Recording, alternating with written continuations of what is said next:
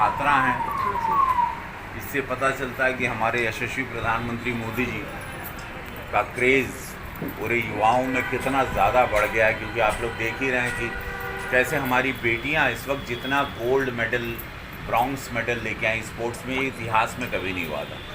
तो आप सब बच्ची लोगों को देखो, एक ही व्यक्ति जीवन में बढ़ता, मोदी जी भी एक हैं, पूज्य योगी महाराज भी एक हैं। अपने एक व्यक्ति में ही इतनी क्षमता होती है कि वो सब कुछ कर सकता है। आप लोग ज़िंदगी को लीड कर सकते हो। अपनी पढ़ाई पर ध्यान देके आज एक ही यही चीज़ लेना कि मैं बदल सकती हूँ या मैं बदल सकता हूँ। और ये ताकत, इम्पॉसिबल जो स्पेलिंग है, अगर उसको गौर करोगी तो उसको लिखा जाएगा, अगर तोड़ोगे तो आई एम पॉसिबल। इम्पॉसिबल भी कहता है कि मैं पॉसिबल हूँ। तो इम्पॉसिबल शब्द कोई होता नहीं, आप लोग ठान लेंगे। बहुत अच्छा। आज के कार्यक्रम में जो भी फ़ोटो आप लोग ले रहे हैं, अभी मेरे साथ भी लेंगे या जो भी अभी लोगे, उसको सरल ऐप पे डाउनलोड करिएगा। सरल ऐप है, मोदी जी इसको पर्सनली हमारे प्रधानमंत्री जी देखते हैं। उस पर जो नहीं, वो लोग जिनके फ़ोन पर नहीं है वो लोग डाउनलोड अभी कर लेंगे। ये बच्चे बड़ा क्लेवर हैं, मुझे पता है। Very nice all of you. सब लोगों को मैं धन्यवाद देता हूँ। हमारे पार्षद जी, हमारी दीदी हैं, सब लोगों को धन्यवाद। जी दुबे जी कुछ कहना चाह रहे हैं? आज 104वां मन की बात देश के प्रधानमंत्री ने की। चाहे चंद्रयान की बात हो, या युवाओं के टैलेंटेड की बात हो, या G20 की बात हो, सभी बातों पर उन्होंने प्रकाश डाला। क्या रहा? बहुत सुंदर प्रश्न आपने पूछा है। देखिए, चंद्रयान के बाद पूरे विश्व में भारत का नाम नंबर 1 हो गया। विश्व गुरु तो हम लोग 2047 तक बनेंगे, जो हिसाब से काम हो रहा है यशस्वी प्रधानमंत्री मोदी जी द्वारा, पूज्य योगी महाराज जी द्वारा, उत्तर प्रदेश में डबल इंजन की सरकार में, और कानून व्यवस्था है, हमारे बच्चे आगे बढ़ रहे हैं। और लेकिन चंद्रयान वाले के बाद हम लोगों में जो शक्ति आई है, हमारे युवाओं में एक राम राज्य वाला माहौल है, जहाँ पर हर जात, हर धर्म, हर बिरादरी को सम्मान देना भारतीय जनता पार्टी का मूल लक्ष्य रहता है। यशस्वी प्रधानमंत्री जी के का मकान अगर हिंदू को मिल रहा है तो मुसलमान को मिल रहा है, बड़ी जात को मिल रहा है तो छोटी जात को, कहीं भेदभाव हम लोग नहीं करते, भले वो लोग वोट दें या ना दें। हम लोगों का यही है। 35 किलो अनाज आप देख रहे हैं, 3 साल से सब गरीबों को बंट रहा है।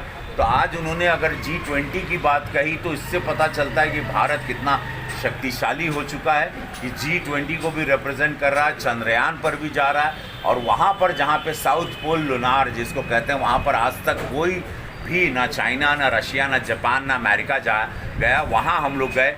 सब लोग कब से प्रयास कर रहे थे, सबका अंतरिक्ष में जाके वो टकरा के, या जैसे अपने रशिया में क्रैश हुआ है। तो आज ये बहुत खुशी, गर्व का माहौल है। और जब भी मन की बात होती है तो पूरा देश ऊर्जावान हो जाता है। जिस हिसाब से हम देख रहे थे, बच्चे ध्यान से सुन रहे थे। ये नहीं कि हम आए हैं तो ध्यान से सुनना है, या बोला गया है, या तो इस वार्ड को कहा गया मोहद्दीपुर वाले। लेकिन ये सब लोग, क्योंकि प्रधानमंत्री जी से सब लोग सीख ही रहे हैं कि कैसे इस देश को, जहाँ पर लोग कह रहे थे कि भारत का कुछ नहीं हो सकता जीवन में, 2014 से ये भारत जैसे बदला है, जैसे प्रभु राम का मंदिर भी बन रहा है, एम्स भी बन रहा है, सड़कें भी बन रही हैं, बिजली भी आ रही है, सुरक्षा भी है, व्यवस्था भी है। और खजाना हमारे भारत में यशस्वी प्रधानमंत्री जी के नेतृत्व में अनगिनत, अब भारत बहुत ही शक्तिशाली हो चुका है।